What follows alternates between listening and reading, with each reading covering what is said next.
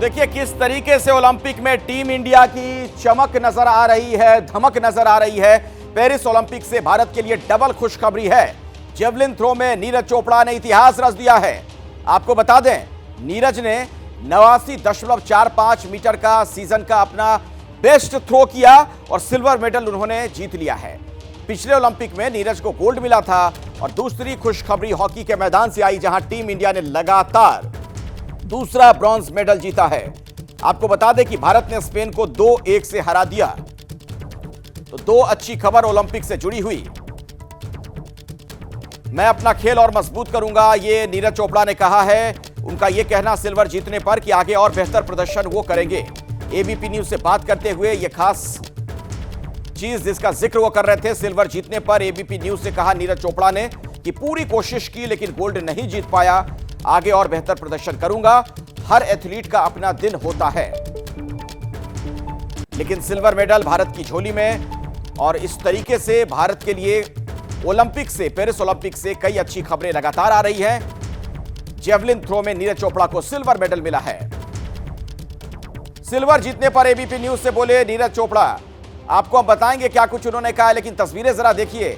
नीरज की चांदी और हॉकी में ब्रॉन्ज, ये दो बहुत ही खुश करने वाली तस्वीर आप देख सकते हैं। किस तरीके से जेवलिन थ्रो में नीरज ने फिर से एक बार यह कारनामा कर दिखाया है।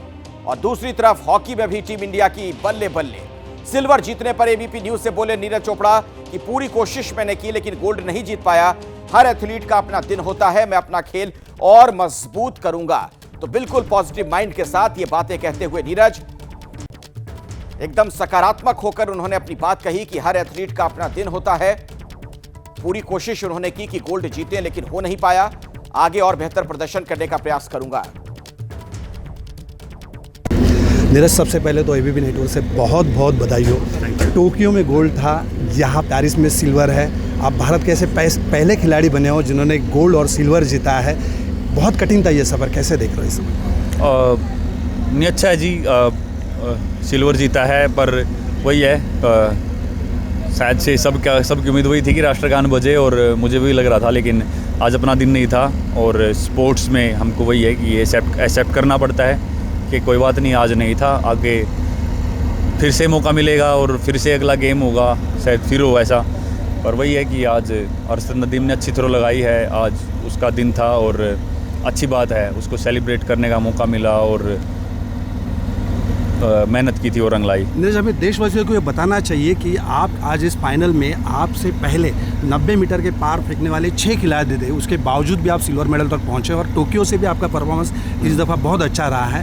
तो कैसे देखते हो इस परफॉर्मेंस को? देखो, 90 मीटर फेंकने वाले टोक्यो में भी थे, और मैं हमेशा वही बोलता हूँ कि ज़रूरी नहीं है कि जिसने 90 क्रॉस कर रखी है वो हर कंपटीशन में 90 मीटर लगाएगा। वो उस दिन आप कैसे उस प्रेशर को हैंडल करते हो और कैसे परफॉर्म करते हो, वो सबसे ज़्यादा मैटर करता है। और मेरी जो भी थ्रो है वो मुझे लगता है कि ठीक है, लेकिन कुछ दिक्कतें हैं जो काफ़ी टाइम से चल रही हैं। एक इंजरी है, उस पर काम करना है और टेक्निक पे काम करना है, क्योंकि जब तक इंजरी है वर्कआउट भी अच्छे से नहीं कर पाते और पूरा जो फोकस है टेक्निक पे और थ्रोज़ पे वो भी पूरे से नहीं कर पाते। तो इसको ठीक करेंगे और अंदर थ्रो की काफ़ी कैपेसिटी है, और तब तक खुल के थ्रो नहीं करेंगे 100% फिट होके तो अपनी रीच तक नहीं पहुंच पाएंगे। तो सबसे पहले तो इंजरी पे काम करना है। मुझे ये था कि पेरिस ओलंपिक अच्छे से खेलें। अब ये ख़त्म हो गया तो अभी सोचेंगे कि इस पे काम करें और आगे आने वाले टाइम में और अच्छा। आखिरी सवाल, ये यश जो है, ये मेडल जो आप किसको समर्पित करना चाहोगे? समर्पित तो जी क्या ही है, सभी की सपोर्ट है, कंट्री की, और बस आप ऐसे ही सपोर्ट करिए। और ये मेडल समर्पित कैसे बताऊं जी मैं, अब किस तरीके से समर्पित बोल सकते हैं। देशवासियों की सपोर्ट है हमेशा, उनके लिए ही जब भी मेडल लेके आता हूं तो सिर्फ यही मेडल नहीं, हमेशा बहुत खुशी होती है कि उनको खुशी दे पाता हूं। और अगर वो मेरी खुशी में अपनी खुशी देखते हैं तो वो अपने आप ही मतलब वो अलग ही बात होगी। और मुझे पता नहीं मतलब ऐसे समर्पित इंग्लिश में कैसे बोलोगे, मतलब समर्पित को डेडिकेट। हाँ, डेडिकेट मतलब वही है कि अब जब भी मेडल जीतता हूँ तो हमेशा देश के लिए जीतते हैं तो देश को ही होता है, क्योंकि अब इंडिया की जर्सी पहन के खेल रहे हैं अपने फ्लैग के नीचे, तो एज ए इंडियन जब नाम आता है नीरज चोपड़ा फ्रॉम इंडिया, तो वो इंडिया के लिए मेडल जीतता है और वो इंडिया को ही जाता है पूरे को। तो कहीं भी इंडियन जाएंगे तो वो बोलेंगे कि हाँ यहाँ पे मेडल जीता था, इंडिया से था, तो हर किसी के पास वो जवाब होगा। Thank you Neeraj. देखिए नीरज चोपड़ा ने कितनी अच्छी बात कही। एक तो वो मेडल इंडिया को समर्पित कर रहे हैं, देशवासियों को, और दूसरा वो ये कह रहे थे कि उन्हें उम्मीद थी कि राष्ट्रगान बजेगा। इस वजह से थोड़े से वो निराश जरूर थे, लेकिन सकारात्मकता इतनी कि कह रहे हैं कि आगे फिर से इस कामयाबी को दोहराने का प्रयास करूंगा। नीरज चोपड़ा के परिवार की बात की जाए तो कामयाबी से वहां भी जश्न का माहौल है। नीरज की मां सरोज देवी ने एबीपी न्यूज संवाददाता सचिन कुमार के साथ खुशी बांटी। कहा कि बेटे की कामयाबी पर गर्व है, बेटा जब वापस आएगा तो चूरमा खिलाएंगी। टोक्यो ओलंपिक्स में गोल्ड मेडल जीता था और पेरिस ओलंपिक्स में सिल्वर मेडल जीता है नीरज चोपड़ा ने। पूरे देश का मान बढ़ाया है। इस वक्त हम नीरज चोपड़ा के घर पर हैं, उनके परिवार से बात कर रहे हैं। उनकी मां हमारे साथ हैं जो गौरवान्वित महसूस कर रही हैं, और साथ ही नीरज चोपड़ा के जो पहले कोच थे जब नीरज चोपड़ा ने जेवलिन पकड़ा था, मनु जयवीर, उनके मां भी हमारे साथ हैं। पहले नीरज चोपड़ा के माता जी से बात कर लेते हैं। पहले तो आपको मुबारक हो बहुत बहुत जी। नीरज चोपड़ा एक बार फिर से सिल्वर मेडल जीते हैं, तो आप तो फख्र महसूस कर रही होंगी अपने बेटे पे। देखो जी खूब मस्त है और गर्व है बच्चा पे। तो इतना करके आए तो अच्छा करके आए, जितना करके आए, गोल्ड लेके आए, सिल्वर लेके आए, तो इनमें कोई फर्क नहीं जी। लेकिन बच्चे अच्छी मेहनत कर रहे थे और अच्छा खेल रहे। आप थोड़ा सा बताएंगे, माताएं जो है ना बच्चों से मतलब फादर के मुकाबले ज़्यादा अटैच रहते हैं। कैसे शुरू हुआ नीरज चोपड़ा का ये सफ़र जो है जेवलिन का, आपने देखा? देखो जी छोटा था वो 8-10 साल का, तो थोड़ा वेट ज़्यादा हो गया था। उसको फिर वो प्रैक्टिस करने भेज दिया था, तो उसमें फिर बच्चे आगे खेल में मिल गए, तो उनने देखा भाई खेल कर रही हैं। मैं जैवलिन फेंक दे उठा के लांदा नूंगे तो उधर से वो फेंक दे था, तो उनने देखा भाई हाँ अच्छी थोड़ा कर रहा है यूँ, तो जावीर थे यहाँ भाई उनके साथ, तो प्रैक्टिस करने लग गया, तो उनके साथ अच्छा करे उसने। असल में नीरज चोपड़ा का बचपन में वजन ज़्यादा हो गया था। जब आपने नीरज चोपड़ा को जिम जाने के लिए बोला और वहाँ से जेवलिन की राह खुल गई। हाँ जी, वहाँ बच्चे खेल दे पाए उसने, तो उनने देखा कि भाई मैं उसके साथ वहाँ फेंक दे थे, उधर से वो फेंक दे था। तो अभी नीरज से आपकी बात हुई सिल्वर मेडल जीतने के बाद? नहीं जी बात नहीं हुई, अभी वो भी बिजी है मीडिया वाला के साथ। नीरज को जो घर का खाना है, घर की चीज़ें बहुत पसंद है, बहुत सुनते हैं हम, है ना? तो अभी आएंगे नीरज, तो क्या है पसंदीदा चीज़ें बनाएंगे आप? देखो जी पसंद उसके सारी चीज़ है, सब्जी है, रोटी है, तो आप सारे परिवार के साथ बैठ कर खाते, लेकिन उसके ज़्यादा चूरमा पसंद है। और आएगा उसकी खातर चूरमा बनाएंगे और चूरमा खिलाएंगे उसको। आप थोड़ा बताएंगे, जब शुरुआत की थी नीरज चोपड़ा ने जेवलिन की वेट लॉस करने के लिए, है ना, तो आपको ऐसा लगता था कि नीरज चोपड़ा की यात्रा जो है इतनी लंबी, इतनी ऊंची जाएगी? देखो जी जब नहीं इतना पता था कि भाई यहाँ तक पहुँच जाएंगे, वो तो अपना जो है भाई वेट कम हो जाएगा और बढ़िया शरीर हो जाएगा, इस खातर जिम करने गए थे। देखिए मां की हाथों का बना चूरमा अब उनका इंतजार नीरज चोपड़ा का घर पर कर रहा है। देख आप एक मां को सुन रहे थे, किस तरह से वो गौरवान्वित महसूस कर रही थी अपने बेटे पर। आइए बातचीत करते इसी पर, कुछ और जानकारी जुटाते हैं। सचिन कुमार पानीपत से मेरे साथ मौजूद हैं, मेरे सहयोगी जीएस विवेक भी आपको नजर आ रहे हैं, हमारे स्पोर्ट्स एडिटर, और विजय लोकपल्ली साहब भी हैं, सीनियर जर्नलिस्ट यहाँ, वरिष्ठ खेल पत्रकार, उनसे भी हम बातचीत करेंगे। लेकिन जीएस विवेक आप ही थोड़ा समझाइए पहले हमने कि ओलंपिक में कितना महत्वपूर्ण ये है, खासतौर पर ये जो दोनों खेल का हम लोग उल्लेख आज कर रहे हैं, एक जगह ब्रॉन्ज और एक जगह सिल्वर मिला है, हॉकी और जेवलिन थ्रो की बात कर रहा हूं मैं। देखिए अखिलेश, इसके मायने बहुत ज़्यादा हैं। हॉकी के मायने सिर्फ ये है कि आपने जो टोक्यो में आपने अचीव किया था वो काफ़ी हिस्टोरिक था, काफ़ी सालों के बाद एक मेडल मिला था, और वो फ्लूक नहीं है, और वो उन्होंने 4 साल बाद भी उन्होंने उसको कर दिया। और सब जानते थे कि ये ब्रॉन्ज जो है थोड़ी बहुत किस्मत खराब थी, वरना ये ब्रॉन्ज जो है वो आपको सिल्वर या गोल्ड में कन्वर्ट हो चुका होता। तो वहाँ पर आपको यहाँ पर बहुत ज़्यादा दाद देनी पड़ेगी हमारे हॉकी टीम की, जहाँ पे सिचुएशन से खराब रेफरिंग थी और एक मैन डाउन थे और एक बैन ऐसा स्ट्रिक्ट लगा जो कि शायद नहीं लगना चाहिए था। इन सब के बावजूद भारतीय हॉकी टीम ने ब्रॉन्ज किया है। 52 साल के बाद बैक टू बैक जो है मेडल मिले हैं हॉकी में भारत को, तो वो एक अपने आप में मायने है। और नीरज चोपड़ा की अगर हम बात करें, मैं पहले भी कहता आ रहा हूँ कि सिर्फ 4 ही ऐसे एथलीट हैं जिन्होंने 2 मेडल जीते हैं। मनु भाकर ने इस ओलंपिक्स में 2 मेडल जीते हैं, पीवी सिंधु और सुशील कुमार और उसके बाद नीरज चोपड़ा के नाम पर एक गोल्ड है और एक सिल्वर है। लेकिन एक चीज जरूर याद रखिएगा कि कल टोक्यो में उन्होंने अपना सीजन बेस्ट दिया है एक थ्रो में, और 6 में से 5 थ्रो उनके फाउल थे, यानी कि अगर आप टोटल में देखें तो शायद उनका सबसे खराब दिन था। लेकिन सबसे खराब दिन में भी नीरज चोपड़ा देश के लिए सिल्वर मेडल लेके आए हैं और एक ओलंपिक रिकॉर्ड बनना पड़ा, तब जाके नीरज को सिल्वर से संतुष्ट करना पड़ा। तो ये अपने आप में बताता है मैग्नीट्यूड की नीरज चोपड़ा के थ्रो की, उसके सुपरस्टार स्टेटस की और उनके एबिलिटी और उनके टैलेंट।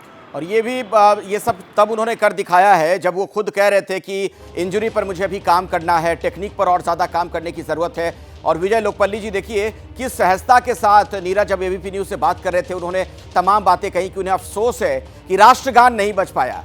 एक खिलाड़ी जो है कितना भावुक होता है अपने देश को लेकर, उसकी ये बहानगी है ये जो कह रहे थे बातें नीरज।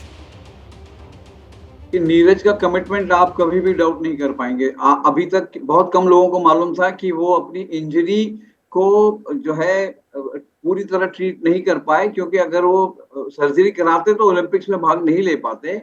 और जैसे अभी विवेक ने कहा कि अपना बेस्ट तो दिया उन्होंने सीजन का, अगर उसमें भी अगर अरशद ने इतनी जबरदस्त थ्रो मारी है जो मतलब एक ओलंपिक रिकॉर्ड बना है, तो मैं बिल्कुल दोष नहीं दूंगा नीरज को, क्योंकि वो हमेशा बेस्ट देते हैं अपना।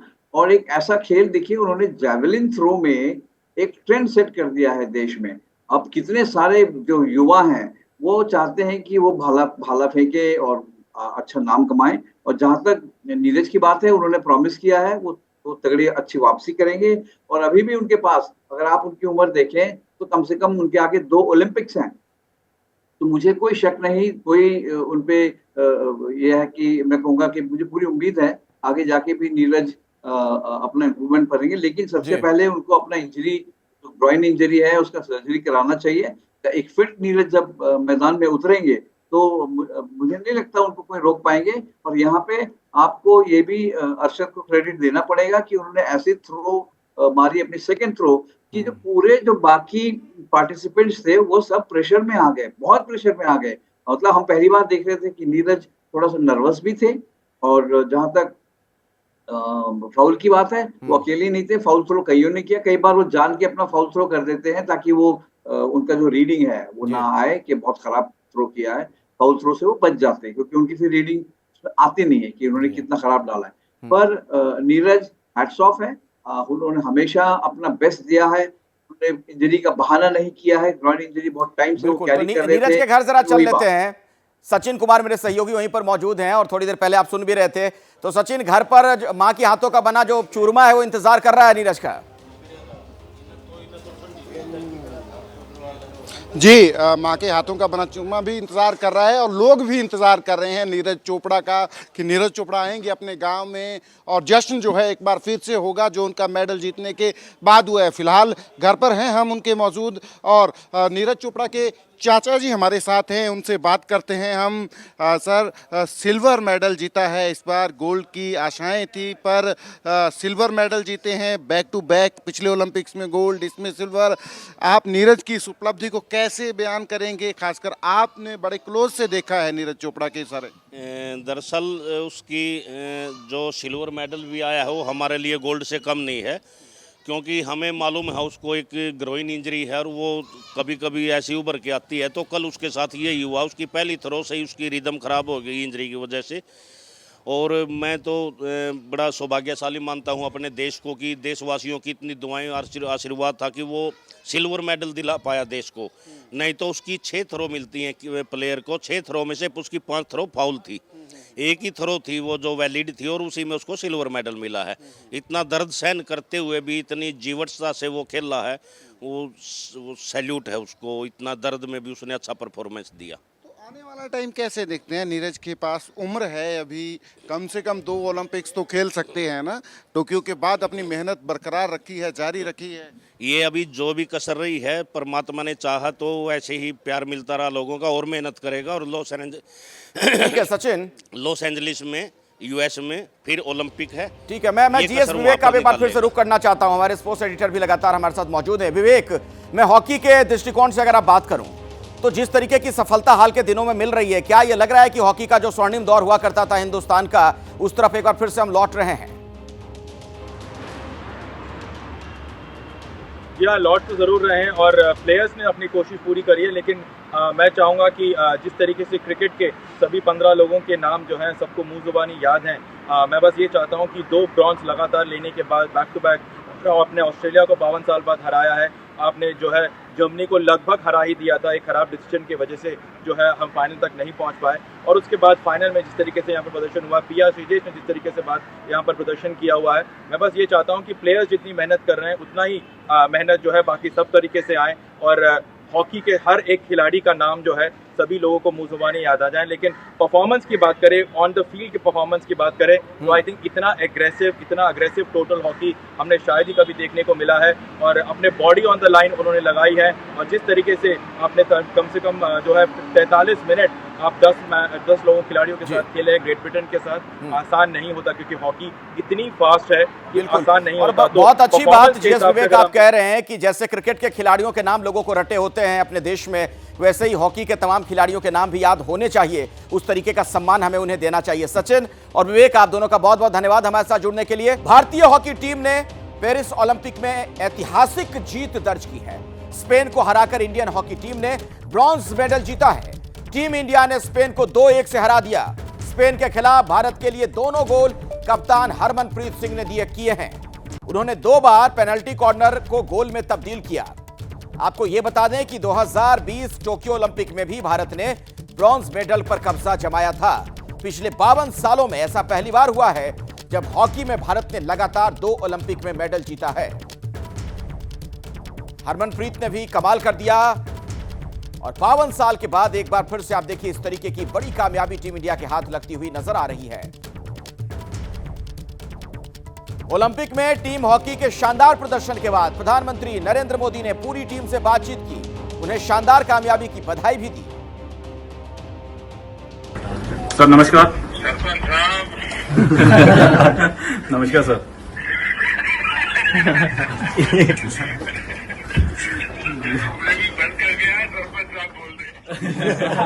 नहीं शुक्रिया sir, thank you sir, thank you. जी सर, मैं आपको और पूरी टीम को बहुत बहुत बधाई। शुक्रिया सर, थैंक यू। बहुत भारत का नाम रोशन किया आपने, और आपको याद होगा मैंने टोक्यो में कहा था आपको जी सर कि आपने पराजय की पूरी श्रृंखला को तोड़ा है। जी सर, और अब आपके नेतृत्व में और आपकी पूरी टीम के प्रयासों से इस बार भी हमने प्रगति की है, और मुझे पक्का विश्वास है कि अब हॉकी क्योंकि वो पुराना जो स्वर्णिम काल था वो फिर से आप लोग वापस लेके आएंगे, तो मुझे पक्का विश्वास हो गया है। जी बिल्कुल सर, बिल्कुल लेके आएंगे सर, थैंक यू सर। कब आपने निवृत्ति घोषित कर दी आखिरी में? Yes sir. लेकिन आपको नई टीम तैयार करनी होगी भैया। Yes sir, yes sir. देखिए, मैं एक बार तो आज जरूर कहना चाहूंगा, 10 खिलाड़ियों के साथ ब्रिटेन की लड़ाई आपकी, अच्छा, मुझे लगता है हिंदुस्तान का हॉकी को समझने वाला हर बच्चा इसको हमेशा याद रखेगा। Thank you sir, thank you sir. और इसको एक उदाहरण के रूप में माना जाएगा, और मैं मानता हूं कि दुनिया में भी हॉकी की चर्चा होगी, तो ये आपकी क्वार्टर फाइनल के मैच का तो जरूर जिक्र आएगा। Thank you sir, thank you sir. और मैं सच बता दूं, अच्छा टीम स्पिरिट भी दिखाई दिया। देखिए, देश को बड़ा गर्व हो रहा है आप लोगों पर, और मेरी तरफ से बहुत बहुत बधाई है सबको। इस बीच एक बड़ी खबर आ रही है, ये आपदा से जुड़ी खबर है, कुदरती आपदा से जुड़ी खबर। हिमाचल प्रदेश में भूकंप के झटके महसूस किए गए हैं। तो अभी की बड़ी खबर आपको बता दें, हिमाचल प्रदेश से आ रही है, जहां पर लोगों ने भूकंप के झटके महसूस किए। हिमाचल प्रदेश से अभी की बड़ी खबर, यहां पर लोगों ने भूकंप के झटकों को महसूस किया है। रिक्टर स्केल पर इसकी तीव्रता 3.3 आंकी गई है, और इसका केंद्र फिलहाल जो जानकारी मिल रही है उसके मुताबिक मंडी। भूकंप के केंद्र की गहराई सिर्फ 5 किलोमीटर थी, इसीलिए झटके तेज महसूस किए गए। रिक्टर स्केल पर जो इसकी तीव्रता मापी गई है वो 3.3 है। तो हिमाचल प्रदेश में मंडी भूकंप का केंद्र, और ऐसे में हिमाचल के लोगों ने इन भूकंप के झटकों को साफ महसूस किया। गहराई इसकी सिर्फ 5 किलोमीटर थी, इसीलिए झटके तेज महसूस किए गए। सचिन हमारे साथ जुड़ गए हैं, मेरे सहयोगी इसी खबर पर। सचिन, और क्या पता चल पा रहा है इस बाबत? जी देखिए, इसमें जो मैग्नीट्यूड है वो 3.3 जो है इसका जो है अभी तक बताया जा रहा है, और इसमें सेंटर जो है वो मंडी जो है वो बताया जा रहा है। तो फिलहाल तक इसमें किसी नुकसान की जो है वो जानकारी जो है सामने नहीं आई है कि मंडी में या उसके आसपास जो है कहीं जो है नुकसान हुआ हो, पर तीव्र झटके जो है वहाँ जो है लोगों ने जो है वो महसूस किए हैं। और बता दें कि ये सारा रीजन जो है ये अर्थक्वेक प्रोन रीजन है। बेसिकली कांगड़ा का अर्थक्वेक जो है 1905 का 1905 में जब आया था वो सारे याद रखते हैं, जिसमें हजारों लोगों की जान जो है गई थी। तो सारा का सारा हिमाचल का ये जो डाटा है ये भूकंप के लिए जो है ये प्रोन रहता है हमेशा। बिल्कुल, तो यहाँ पर अक्सर भूकंप के झटके लोग महसूस करते रहते हैं इन इलाकों में, लेकिन आज जो भूकंप को लेकर हमें जानकारी मिल रही है, मंडी इसका केंद्र बताया जा रहा है और गहराई इसकी बताई जा रही है 5 किलोमीटर, इसीलिए तेज झटके लोगों ने महसूस किए। एपी सेंटर की गहराई सिर्फ 5 किलोमीटर, जो अभी की जानकारी हमें मिल रही है, ताजा जानकारी। सचिन, ये बताइए कि हिमाचल में क्या हर तरफ से इस तरह की जानकारी मिल रही है कि लोगों ने यहाँ पर भूकंप के झटके महसूस किए हैं, या मंडी और आसपास के लोग सिर्फ बता रहे हैं? जी देखिए, मंडी और आसपास के डिस्ट्रिक्ट में तो भूकंप के झटके जो है महसूस किए हैं लोगों ने, चाहे मंडी है चाहे एडजॉइनिंग डिस्ट्रिक्ट जो है उनमें भी भूकंप के झटके जो है महसूस किए गए हैं। हालांकि उनकी तीव्रता जो है वो कम थी बाकी इलाकों में मंडी के बनिस्बत जो है, क्योंकि मंडी में जो है वो। चलिए, एक सुकून वाली बात यह है सचिन कि जान माल का अब तक जो हमें जानकारी मिल रही है उसके मुताबिक जान माल का कोई नुकसान नहीं हुआ है। इस खबर पर जैसे ही कुछ और अपडेट होगा दर्शकों तक आगे पहुंचाएंगे। लेकिन एक बार फिर से मैं खेल की खबरों की तरफ लौटना चाहता हूं। विनेश फोगाट की अब बात कर लेते हैं, जिन्हें मेडल मिलेगा या नहीं इस पर आज एक बड़ा फैसला आने वाला है। तो सबसे बड़ी जो खेल की अदालत होती है, आज विनेश फोगाट का मामला वहां पर सुना जा रहा है, उस पर फैसला आज वहां पर आना है। विनेश फोगाट ने फाइनल से पहले अयोग्य करार होने पर CAS में अपील दायर की थी, जिसमें उन्होंने स्वीकार कर लिया गया था, और आज जो उन्होंने अपील दी थी वो स्वीकार कर लिया गया था। और आज दोपहर 1:30 बजे CAS यानी court of arbitration for sports अपना फैसला सुनाएगा। आपको यह बता दें कि विनेश ने सिल्वर मेडल देने की मांग की थी। मेरे साथ विजय जी लगातार जुड़े हुए हैं, स्पोर्ट्स जर्नलिस्ट हैं आप। विजय जी, क्या उम्मीद कर सकते हैं, आज फैसला पॉजिटिव आ सकता है? देखिए, जो भी आपने जैसे कहा कि विनेश ने मांग की है जॉइंट सिल्वर मिलने की, तो ये एक ऐसा फैसला होगा जो आज तक हिस्ट्री में हुआ नहीं। उनको रूल को तोड़ना पड़ेगा, क्योंकि खेल जो है रूल के हिसाब से खेले जाते हैं।